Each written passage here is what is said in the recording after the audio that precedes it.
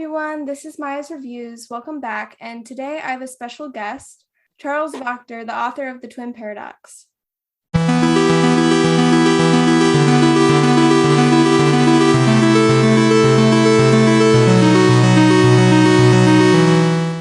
Hello, everybody. How are you?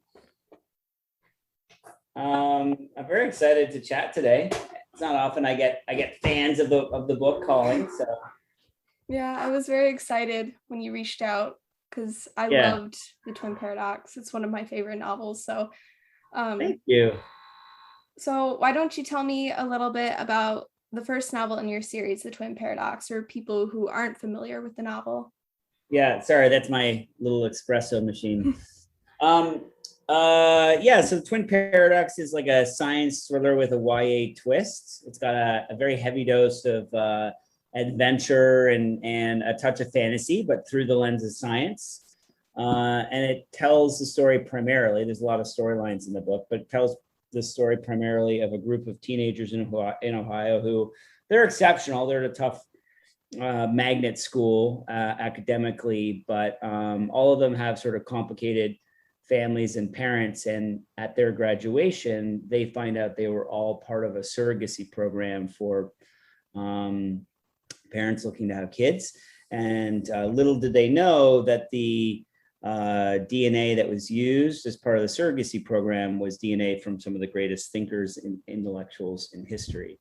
And so there's an 18-year-old Albert Einstein and an Isaac Newton who's 14, and there's another one who's 19 or 20. And then the book sort of is about the question of, do you get to choose who you are? Does your DNA create your destiny, or is it how you were raised in the specific context? And, I think like most things in life, the answer is both.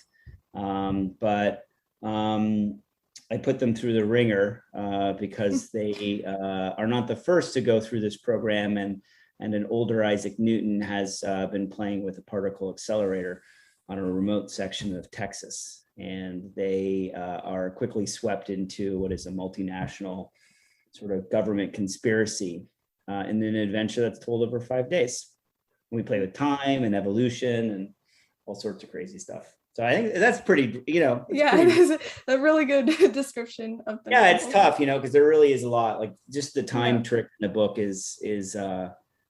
was where the book came from. Like I actually didn't think of the kid. You wouldn't believe how the kids came about. So I originally just thought about this place where time traveled at just a different relative speed.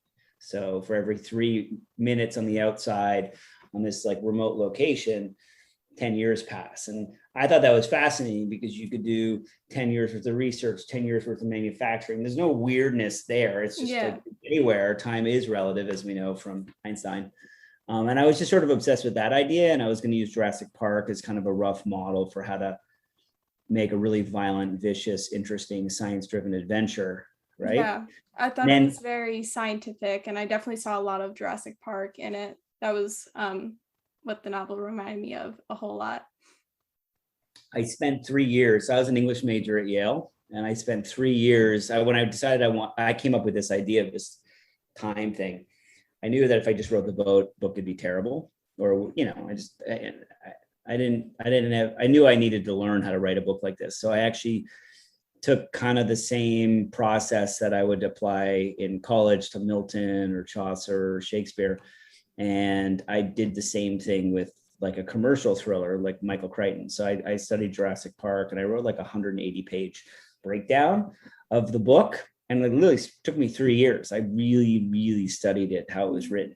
So a lot of the echoes in the book in terms of how long the adventure takes and sort of the specificity of the adventure came from Michael Crichton. So I'm a big believer, if you want to start writing, or if you want to write inside a certain genre, you should look to the books and artists that you admire and really study it. Like literally, like how long are his sentences? How often does he make a really long chapter? How does he mix science with adventure, with character? And I inherited his flaws as well, to be honest. Like I got it all, warts and all. Like his books have a million POVs, and these days the style of these types of books don't tend to be as aggressively multi-POV as they used to be, or at least his books were. And so, that's something that some readers have to get used to, because it's not just that one POV or two POV story. So. Yeah. There's definitely in young adult novels nowadays, there's definitely a lot of like two perspective novels, but you don't really see multi-perspective. Yeah, it's like an omniscient, but my book is an omniscient sort of third person narrator, right? Narration. So you basically are in the mind of whoever you're sort of spending time with. And that's a lot of how Michael Crichton kind of built his mystery and suspense, is that you, the reader, can see all these different perspectives. You can see the doctor who's on the island, not on Isla Nublar, and she sees one thing and they see another thing, and then this other person another thing, and then you realize there's a sabotage kind of storyline.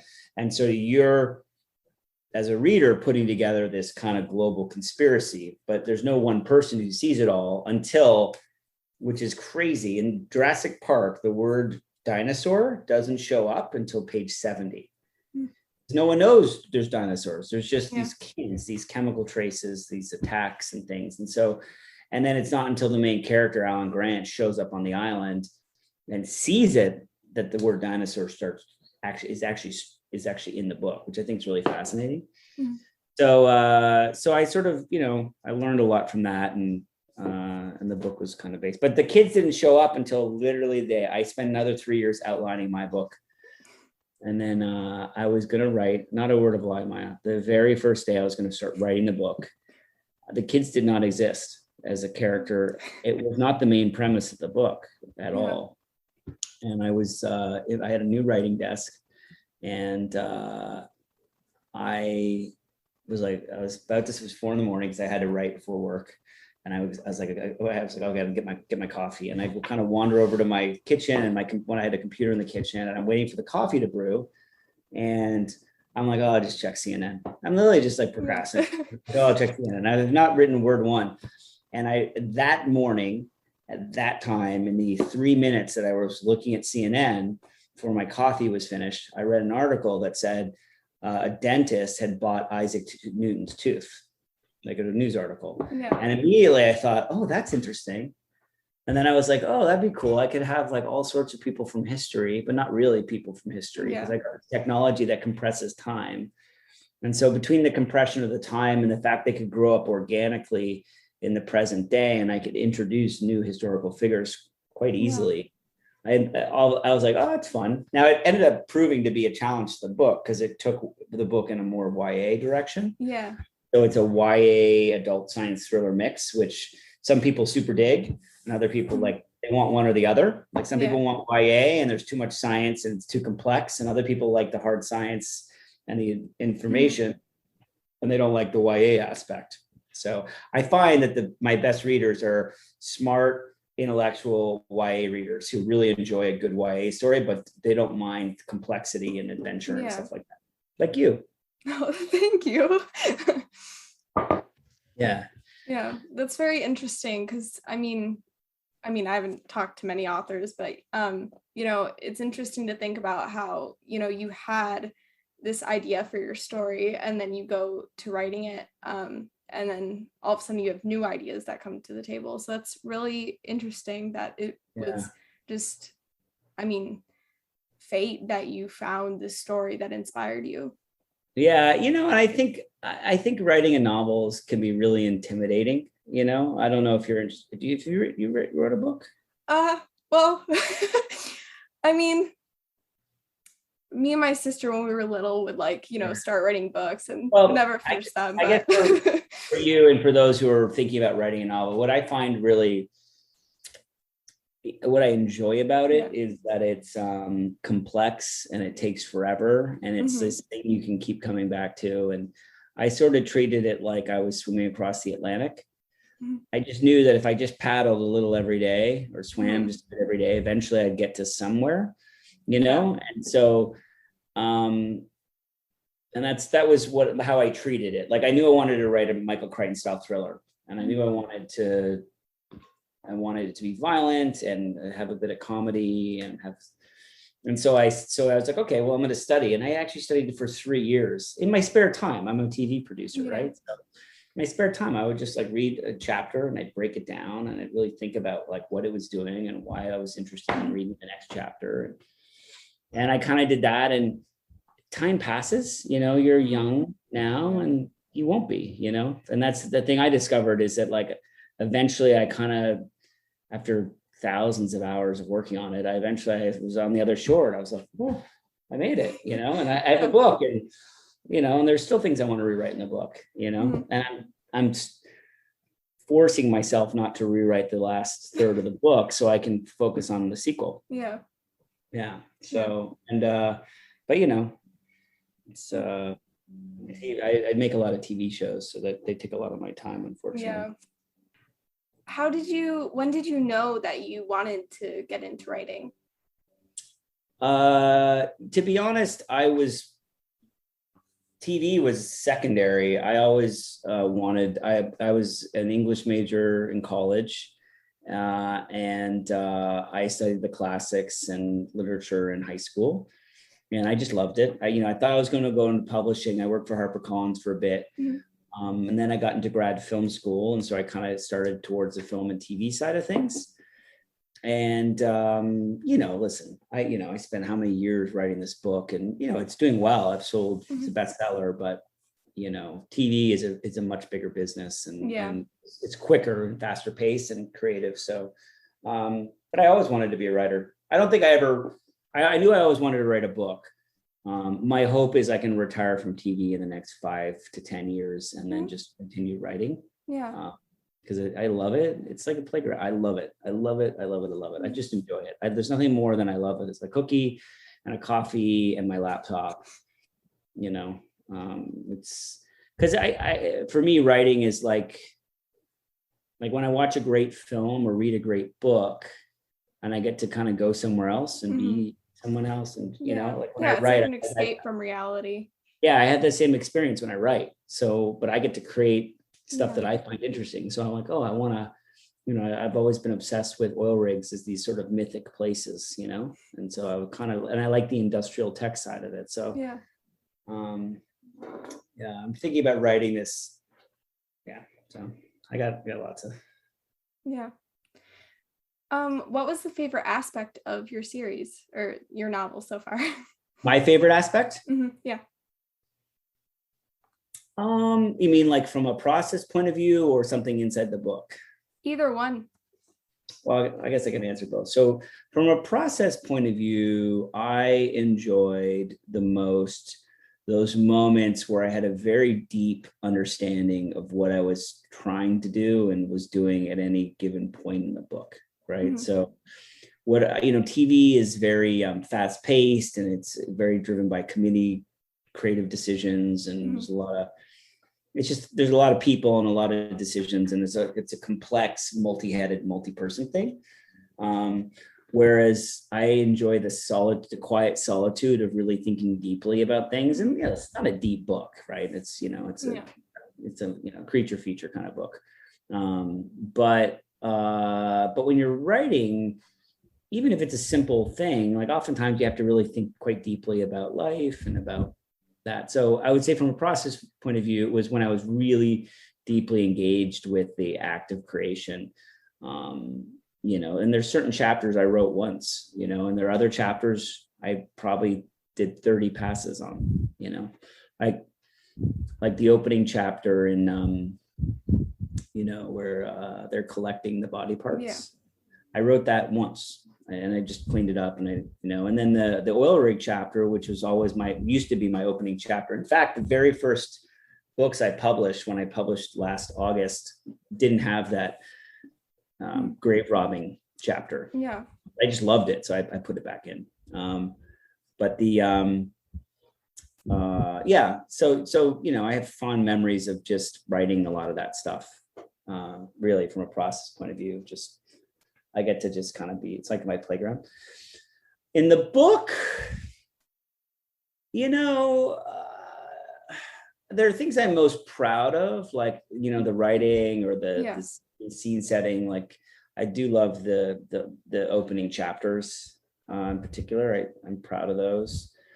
There's one chapter that no one ever mentions, but I was proud of, because so the challenge I had in the book was I had these like 5 characters that all sort of needed to kind of find some inner genius, right? The whole point is, are they genius? Are they going to live up to their genetic code, right? So I tried to give each one of them, and I pared back a little bit to focus on Alistair, to be honest, but and Milk, but I wanted to give each one of them like a chance to really show the power of their mind, right? And one of the ones I'm most proud of was figuring out how to have a game of poisons that was scientifically accurate. Yeah. You know, when Milk and General Ishii face off, and I was like, originally it was a different character where I cut out of the book. Actually, I had a Japanese character based on the founder of Toyota. Toyota is his name, actually. But I had too many characters, so I cut him and Charles Darwin out of the book. So I gave that scene to Milk, because I wanted to really. She's one of my favorite characters. She's actually my favorite character. Yeah, she's my favorite character too. So. And I gave her a lot of the big fireworks scenes because I wanted to really give her. I really wanted to make her really pop. But that one in particular, I'm proud of, because the mechanics of like certain poisons, you know, sort of counteracting other poisons, and how you could survive that. But the fact that empathy was the trick, right? Like she knew that there was a certain flower that the actual survivors of these, you know, sort of medical nightmares, you know, Unit 731 in Japan, and obviously at the Holocaust, these people who were experimented on, like the fact that there was this atropine that was actually used naturally to fight the effects of these things, and that she only knew that because she had read survivor stories about it, and obviously he wouldn't have studied that because he was, you know, more of a sociopath. Anyways, I was really proud of that.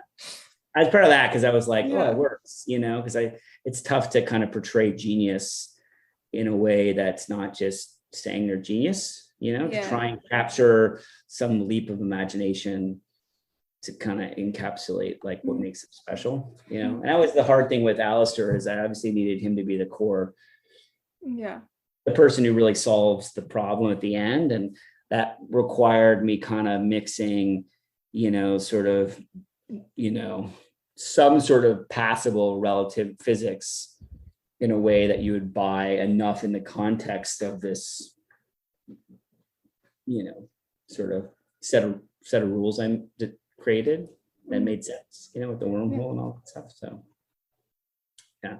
So those are, I think those are things I'm most proud of. I'm most proud of the fact I have a book. Yeah. That's a big accomplishment. Like it's honestly, like, it was funny when I read, I think the first person who's like dedicated, I've had the interviews, people reach out to interview and stuff, but I haven't had like a podcast review. And that's why I reached out, just because I thought how cool that was. But I was saying to my wife, I was like, it's so funny. Like, I'm an author. I published a book. It's doing well, but I'm still like a TV producer who wrote a book, you know? So like, you know, I think once I have a couple more books out, I think I'll get over the kind of imposter syndrome I feel. Oh, yeah.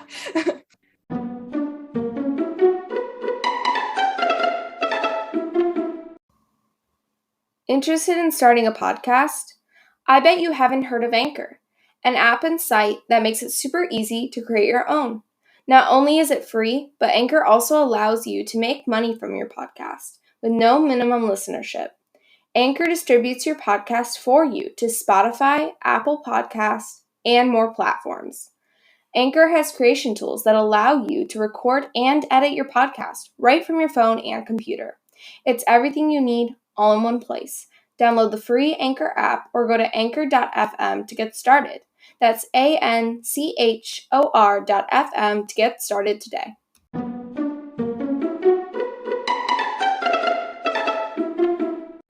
What character do you relate most to in the Twin Paradox? You know what? if you had to guess, who would you say? Well, you don't know me well enough, but it's Yeah. I'm gonna give you an answer. I'm going to give you an answer that'll probably surprise you. It's Leo. Really? It's Leo. I would have Yeah. thought, I don't know, I always kind of like envisioned that, authors typically see themselves in their characters. So I was thinking maybe like Alistair. Yeah, I'm more similar to Leo, and he's going to be one of the central characters of my second book, because I'm exploring a new set of themes. And I'll tell you about the sequel in a minute, but yeah, because I'm a bit more overconfident, headstrong, sort of, I'll make decisions. I'm a mix. Like, Alistair is a bit more kind of passive. And that was a struggle for me because it's tough to have a passive main character. You have, like, self-doubt is a really tough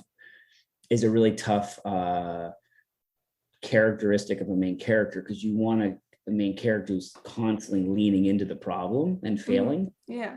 And someone who has got self-doubt tends to, kind of do the opposite, right? Is not a man of action, and it was a challenge to figure out how to do that.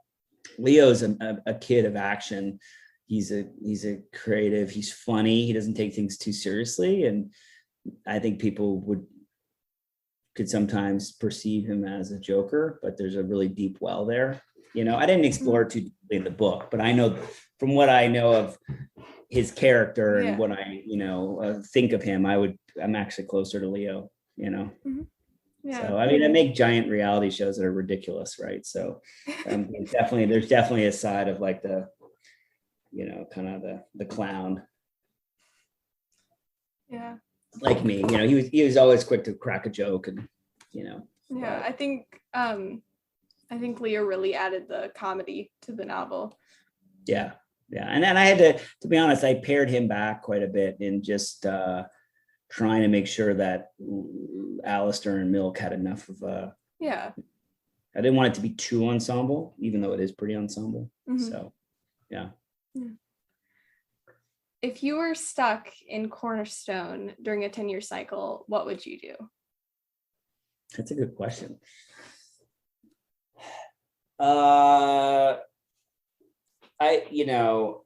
I think that I would probably find a safe think that can provide food and not move. Yeah, I was gonna say I would probably run and hide. Yeah, like I don't think Cornerstone is a place where you want to be exploring, solving. You want to make sure you can eat and that nothing's going to eat you, and that you would hole up. That's kind of how the Nautilus is designed, right? Until obviously the dam gets blown, but and I played with a little bit of that kind of 100-year Garden of Eden at the end when you think they're I won't say what happens in the end in case you have some viewers who so, but that's probably what I would do. I don't know, it'd be a nightmare, honestly, because I love the idea of a place that's like dangerous, and there's some pretty gnarly stuff in there that's pretty heavily evolved, but I just like the idea that it's like an oak tree, but it can kill you. It's things that seem reasonable, but they're not, like the ferromagnetic ants. Oh, Black River. I do love Black River. Yeah. It's like it's cool in theory being there, but when you're actually there, it would kind of suck. Well, the book, like Michael Crichton's books, tend to be they're designed in a very specific way. They're like basically gee whiz, oh fuck, every time. There's sphere, perfect example. There is something underneath the water. It's a spaceship. It's 300 years old.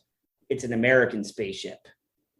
Oh, fuck. So it's like this gee whiz kind of ideas. Like there's an island. There are dinosaurs on the island. You can visit the island. Oh, fuck. Right? Like, it's so, and that's how all of his books are designed. They're designed to kind of get into a really amazing kind of thought-provoking idea.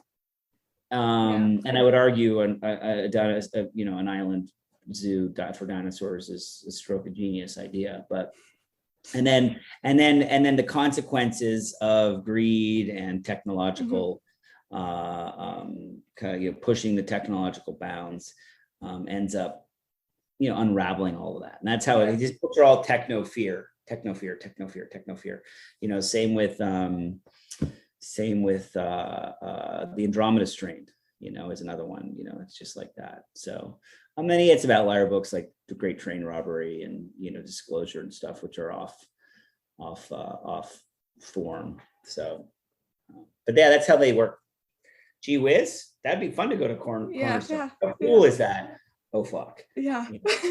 And people, it's funny, you know, like some people's issue with my book is that it's got a lot of different genres and it's got a, you know, it has a lot of different notes to it, you know, and the back half is probably all action, which is very much Michael Crichton style, you know. And by the way, like he does it much better than I do, but you know, I'm learning, right? So I definitely think Twin Paradox was a great example of using a broad spectrum of genres and, you know, ideas and like combining them together in a way that was cohesive and worked. Yeah, I sort of say that and if there's criticism of the book, it's that it wants to be a lot of different things, but you know, weirdly, they're all things that I find interesting, you know, and so I'm kind of I'm the genre of me, right? So it's what makes me geek. It's like I like action adventure, I like science, I like history, I like comedy, you know, and I could have written the book that just had the accelerator, or I could have written a YA just about clones or kids that were, and neither book is that interesting to me. Yeah. No, it's the combination of everything that. Yeah, neither of them would be the Twin Paradox. So. Oh, it's a little batshit, the book. So, book 2 is coming along. I'm like 17,000 words into it. So. Yeah, I'm excited. Yeah, it's fun. It's different too. So book 1 was the core question was, do you get to choose who you are? Yeah. And in book 2, the theme is around faith versus reason, and the importance of belief and faith in a world driven by reason. So, and rather than exploring, like in book 1, I was really heavily exploring evolution and physics. In book 2, I'm exploring the myth and religion and literature. You know, there's always going to be a very heavy dose of science, but there's a bit of a journey to the center of the earth sort of storyline. I'm pulling in Cold War nuclear technology and bunkers, and I'm mixing it with the literature of the fantastic. So beasts and creatures from throughout literature will start showing up in the book. Not through any magical source or mythical source, but through the power of Cornerstone and that type of technology. But in someone else's hands, and in this case, Charles Darwin, a very different type of adventure. And from the kids' point of view, they're growing up, book 1 was all about them finding their individual genius, mostly Alistair. Book 2, I'm going to shatter their friendship. That's great. Going to shatter their friendship, and the whole world is going to descend upon them because it's been released as to who they are, and they're going to discover that only together can they sort of weather that, and then also figure out the mystery of what happened to Leo. Yeah, Leo goes missing in book 2, so. So there's basically the whole book is like Find Leo, but it's Finding Dory, but Leo style. Yeah. Well, so, and there's a lot of twists there. That's just the beginning hook. So you're going to see a lot of Leo in the book, but I'm simplifying it a bit. I learned some lessons in writing the book. So, yeah. I mean, with that, in 3 words, how would you describe Divine Paradox? That shit crazy. No. Divine Paradox. It doesn't sound very sexy, but in my mind, it's faith versus reason, which I think is most of life. A great summer read. Yeah, I'm taking everything I learned in the previous book and I want, because the trick to writing sequels is and movies, it's from what I've learned and watched, is I can't, all those and I do a lot of sequels in my business. You can't actually do the same thing. You have to create the same feeling of reading it. So I can't be like, oh, 10 minutes and 3 minutes and 10 years. And then, oh, there's different evolved creatures and they're solving a different, because that actually is not what makes the book special. What makes a book special is encountering ideas you've never encountered before, right? You're like, oh, I've never encountered the idea that someone wanted to drain the Mediterranean. I've never encountered the idea of compressed time, but just in one location. So I have to my goal of the book is to recreate the feeling you had reading the book, which is being unexpected. I'm sure when it started, you had no idea what was going to happen. I was like, what am I reading? But it was really good. And I don't, and I didn't reveal much, right? Like my description is just like time's bending. I don't even mention the kids in the book's description. That's a reveal. So I have to do that. That's what I'm doing with book 2. I'm trying to come up with a series of stuff that is surprising, but still lives in the world. Yeah, that's great though, because you're bringing in new things to a series. Yeah, and I'm also going to bring a little bit more historical fiction. Like I want to spend time with the originals a bit more. So book 2, did you read the version that had the prequel in it? I don't know if I did. Not the prequel. I reissued the book, I don't know, like 2 or 3 months ago, and I put the opening chapters of Divine Paradox. Did you see those? I don't think so, because I got my copy off of NetGalley, so it was an ARC. So I don't know whether that was included in there. I don't think I had Divine Paradox at the end of that. But that starts with Charles Darwin, and it starts with Charles Darwin the same way I started with Isaac Newton, book 1, but I actually stay with Charles Darwin. And there's a bit of a counterpoint story going on where you're going to see the DNA like back then and in the present day, and you're going to start to kind of see how that works. But I'm interested, I was kind of itching to write a historical fiction novel. In general, and so I just thought, well, I have a book that can handle it, so I'm gonna tell a whole section of the story back in the 1800s as well. So give me some time travel. It's crazy, It's like, people either love it or they don't. So well, I'm very excited for that. I've been waiting. I have a lot, honestly. I'm glad I finally got this little office, because my goal is to right now it's going on sale January 31st. So I have a pretty busy fall ahead of me. So luckily I'm not filming now until, I'm about to find out in 20 minutes. Whether or not I'll be filming in September, but I'm hoping I don't film until Christmas or after. So anyways. And I have one final question. So what advice do you have for aspiring authors? I'm still an aspiring author, so I would say I'm with you, but I would honestly say go slow and study every aspect of the type of book you want to write. Now my book is, I would argue, wildly original. It's very different. It's nothing, it feels like Michael Crichton, because there's a lot of Michael Crichton stuff, but I don't think anyone would read my book and be like, oh, I read this before. Right. There's a lot of aspects that are familiar, but not the exact same. And I would say study, it's funny, I wrote to Herman Wouk, who wrote Winds of War. It's a book, I love that book. It's about a World War II. It's about a family that sent to the 4 corners of the world during World War II, and through their experience, you see the whole war. I wrote him after reading that book, and I asked him the same question. And he said, in an incredibly literate way, play the sedulous ape to the authors you admire, the greats, Tolstoy, he listed a bunch of authors and stuff, but he basically said what I'm saying, which is really study what you want to do. Like actually just spend the time and break it down and think about it and see how long the chapters are and how many characters, and all those little details are what makes a book have a genre and have a POV and stuff. Yeah. And then first thing is then you'd be amazed. Water wears away mountains, and I didn't have a timeline. It took me, I mean, I first came up with the idea in 2005 and I published it in 2020. Now, I didn't take 15 years to write it. There were whole years where I did nothing.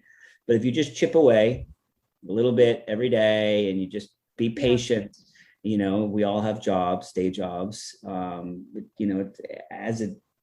doesn't pay incredibly well, even if you're successful in writing books. You can get lucky and become one of the huge ones. But if you just chip away and really love it, and then don't rush it to market. You'll be tempted to rush it to market, and it won't be good enough for market. You really need to pay for professional editing multiple times. And I was a good writer. I went to Yale. I would argue a great writer.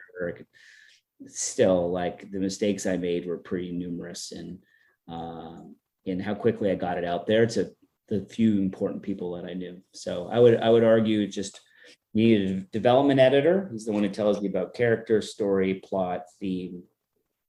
And after that, you need to get a copy editor, and they're going to fix your grammar, your POV, your sentence structure. It's going to make sure it reads professionally. And once you've all done that, you do it again, honestly. And then after that, you don't touch it. And then you have a proofread, and they'll make sure they'll do it again, and they'll make sure your facts are accurate. But the editing matters, because God knows, single I still get hit, like, someone will read 400 pages of, like, a decade's worth of work, and the only thing to comment on is some little mistake on page 312. So the books are held to a very high standard, so it's important that you get that stuff right in the end. That's it. Do what you love, make the book you want to write, so and then people will, then you get to do little interviews. Thank you so much for coming on here with me and, like, reaching out. And thank you for getting out there and, like, sharing your love of books. It's my great love, and my boys are big readers, and so keep up the good work. Thank you so much. And reach out. The thing is, too, reach out to authors you like. More often than not, it's an opportunity. Like, if two of your readers read the book, it's a chance to get two more readers. But it's fun to talk about stuff you love. So you should, you do some great reviews. So you should. Well, thank you so much. That means a lot.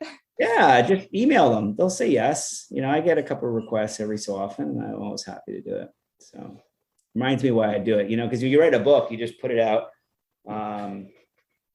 you just put it out in the world. So what was your favorite part of the book? I want to interview you now, Maya. What was your favorite part of the book? I think the world building was definitely my favorite part. Just the way the science-y parts where it was just excellent. The way you brought everything together to create this world that the kids have to navigate. So one of my little favorite scenes, and it's very like Jurassic Park, and I put it there for a reason, was when they use all the drone technology to explore the world. And that's one of my favorite world building moments, because, like, let's enjoy the beauty of this before we eat, have things try to get eaten by giant chickens. That made someone so angry. One of the reviews was like, Joseph Stalin on a giant chicken. I was out. And I'm like, I love Joseph Stalin on a giant chicken. I don't know what you're doing. It's like, where Joseph Why Stalin, are you complaining about that? I know. I remember when I hit moments like that, I'm like, am I really going to put Joseph Stalin on a giant chicken? And I'm like, I look around, I'm like, well, no one's stopping. Why not? I dig that stuff. I love those, those old Sinbad movies, that Ray Harryhausen would do with the stop motion animation of the Cyclops. And I used to watch those as a kid on the weekends, and I used to love those things. So, it's so fun writing. It really is. I'm so excited about my little office. I try not to make too much TV. I know TV sounds exciting, but it's not nearly as exciting as writing books. Yeah. I'm sure it's a lot of work, Wow, it is. Yeah. So I am doing, and the book was optioned as well. So maybe that'll be a bit more fun. Yeah. I actually heard the Twin Paradox, Dick Cook acquired the rights to make it a movie. So he did, yeah. Yeah, we've started working on it. So, and I'm not actually, it's funny, even though I'm like, I mostly do big competition shows, right? So I'm not like a big fancy scripted TV producer. But I'm keeping an eye on it, but I'm not driving the process because Dick really is. I mean, he greenlit Pirates of the Caribbean. He greenlit Toy Story when he was running Disney. So I'm kind of enjoying watching him put together the whole thing. So we'll see. I'm a bit jaded because I've done a lot of TV and film, and sometimes it can take a lot longer than you expect. But someday. Yeah. Yeah. But that's exciting too. So yeah. All right. Well, I don't know how many viewers and listeners you have, but hopefully I'll give me a shot and check out the book. Yeah. Well, thank you for coming on here. And, for those of you who are listening, make sure you check out The Twin Paradox and look for its sequel in January. So, yeah, thank you so much for coming on the podcast. You. So, yeah. Have a great day. You too. All right. Bye, Maya. Bye. And that is the end of my chat with Charles Wachter about his novel, The Twin Paradox. I hope you enjoyed it, and if you did, please check out my blog, Maya's Reviews, at mayagreviews.wordpress.com. And make sure you check out Charles Wachter's site, The Twin Paradox and Divine Paradox in the description. You can pre-order Divine Paradox right now, so... And you can also find me at Maya the Bookworm on Twitter, Goodreads, TikTok, BookBub, and Book Sirens. I'm also on Tumblr at Maya Reviews. If you want me to review your book, or even just want to reach out to me, you can email me at mayagbookreviews@gmail.com. I do ask that if you are reaching out in regards to a review request, interview, author chat, discussion, or anything of the sort, that you check out my review policy or publicity requests on my blog first, then email me. Thank you for listening, and happy reading. And thank you so much, Charles Wachter, for coming on the podcast. I really appreciate it, and it was nice talking with you. Thank you.